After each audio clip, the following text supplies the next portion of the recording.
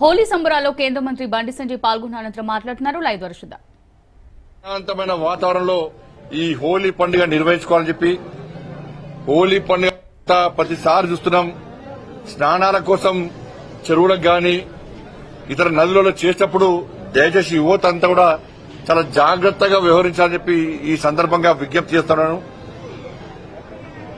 గాలి నీరు నిప్పుతోని మజాక్ చేయొద్దు, మనం అవి పవిత్రమైనది. కానీ ప్రతిసారి హోలీ పండుగ తర్వాత ప్రమాదాలు జరుగుతా ఉన్నాయి.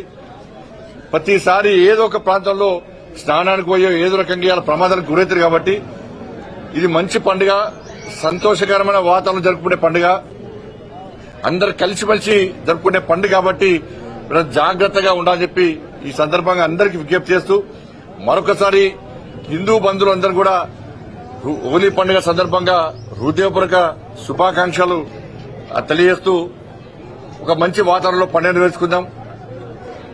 ఎందుకంటే ప్రస్తుతము ఈ తెలంగాణ రాష్ట్రంలో ప్రజలందరూ కూడా కష్టాల్లో ఉన్నారు, ఇబ్బందుల్లో ఉన్నారు, అనేక సమస్యలతోనే తల్లడిల్లుతున్నారు.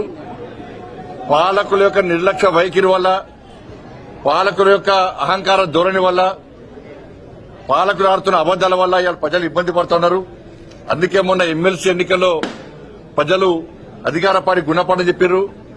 ప్రధాన ప్రతిపక్షంగా ఇవాళ భారతీయ జనతా పార్టీని ప్రజలు గుర్తించారు. కాబట్టి మొన్న ఎమ్మెల్సీ ఎన్నికల్లో భారతీయ జనతా పార్టీకి ప్రజలు విజయం చేకూర్చిపెట్టారు. మా కార్యకర్తలు కష్టపడి పనిచేశారు. మోడీ గారి యొక్క చరిష్మా.